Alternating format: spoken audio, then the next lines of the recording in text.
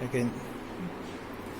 This is the vapor compression refrigeration test strip, and the aim of the experiment will be to find the pop. Okay, how do we find this? Is we have first we need to find the experimental pop, then the theoretical pop.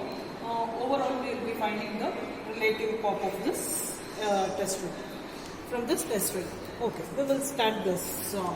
So we all know that, and once this vapor compression refrigeration comes into picture, what are all which includes in this? It is it consists of evaporator, compressor, condenser, and the expansion valve. So let me show you all those things first, then we will start.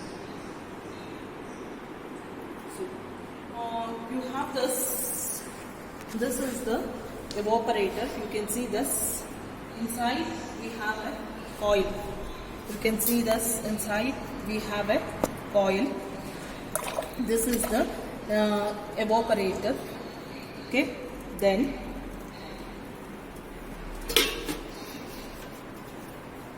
this happens to be the compressor. See if you can see this part. This is the compressor. This is the compressor. Next, this is the condenser. I'll take the other way.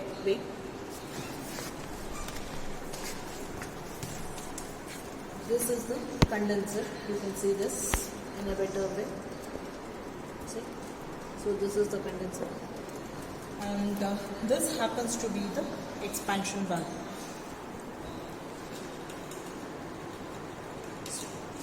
To start with this experiment, first what we need to do, we need to switch on the water and mains, then set this to 0.5. You can see this rotameter which indicates 0.5 LPM. Now you can see the okay. Next is first mains on, then the console on. We have two types here, that is, one is the expansion valve on, the second one is the capillary valve on. First we'll start with the expansion valve. So how do I do? See that the knob should indicate whatever we are concentrating on. If we are concentrating on expansion valve, set this knob to here on the upside. If it is on capillary, we will do this. So first thing, we will switch on the compressor. This is the compressor switch. Let me switch it on. Okay. So once this compressor is switched on, you can see the voltmeter reading and ammeter reading. You can notice that. Then this is the temperature indicator. See, this type of temperature indicator you have not seen so far, which has got the increments and decrement. Increment means T2, T3, T4, T5, T6. If I press each time the increment button, you will get those temperatures. Decrement T6, T5, T4, T3, T2, T1. This is the thing. Now, the T1 is the temperature at inlet to the compressor. T1, if I get T1, the first thermocouple sensor, what I get is where it is means it is the temperature at the inlet to the compressor. Then the second one, the temperature at outlet of the compressor. To the compressor is first, out of the compressor, outlet of the compressor is second. The same thing passes on to the condenser. You can see here, the same thing passes on to the condenser. See, you can see that. And that's why it is inlet to the condenser also. The T3, the thermocouple T3, you can see the thermocouple here, if you can see. The T3 is from the condenser, outlet of the condenser. From the condenser, if it is coming means, we say that it is the T3. Then T4, it is after the expansion. T4 it is after the expansion. T5 it is water inlet to the chiller, and this. Then T6 water outlet temperature from the chiller.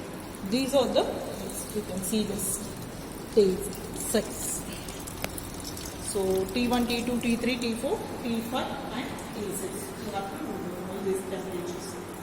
Now coming to this, you have here high pressure and low pressure cutout. It is something like a stabilizer which we use for the voltage. If it is high pressure, it stops. The set pressure will be there. HP means high pressure, LP means low pressure. If it is varying in between those 2 points, yes, you will be having this thing. You will be seen working with this, or else if if the pressure reaches beyond high pressure, or if the pressure reaches below the low pressure, then this start working. That means it cuts out. This is why we call it as HP or LP cutout. Next, apart from this, we have compound gauge, pressure, P1. This is the pressure gauge. P2, outside reading will be taken. See, this is 150. You can read P2. Then this is around 50. Then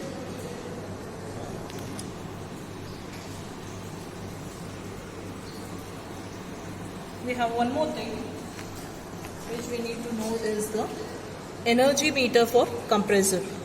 These blinks, inputs has to be counted. So red blinks has to be counted. What is the time taken for n number of blinks? N may be 10 for our convenience. So n may be 10.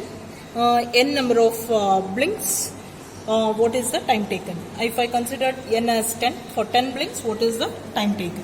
So that gives me the input to the energy meter. Now let's start doing the experiment or conducting the experiment. So let's start conducting the experiment. First thing what we have to know is we have the refrigerant as HFC 134A. What is this HFC? HFC 134A. I'll let you know those things. And this is the refrigerant. This is eco-friendly refrigerant which will be used here. So this is the refrigerant which is passing. Now see to that it has been pressed on the expansion valve, and you have your tabular column. What are the things has to be noted? First, mark expansion. You have either expansion valve or capillary valve. So expansion valve, tick mark. Then or write expansion valve. So then take the temperatures. T1 21.1, then T2, T3, T4, T5 and T6. All these temperatures. T5 and T6 happens to be the water inlet and outlet temperatures to and from the chiller. Next, T1, T2, T3, T4 are the temperatures at the key points we have noted. If we have noted all these things, next it's time to note pressure P1 and P2. Note on these two pressure. Then the time required. Here is the stopwatch. Just as soon as the red one blinks, we will start counting.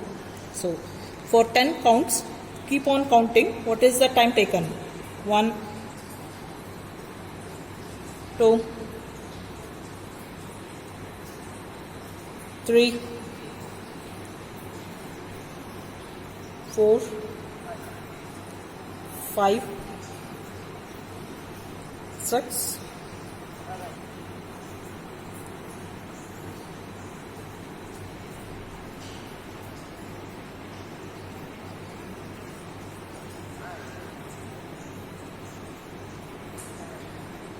So the time stop this time taken time for the 10 blinks has been noted.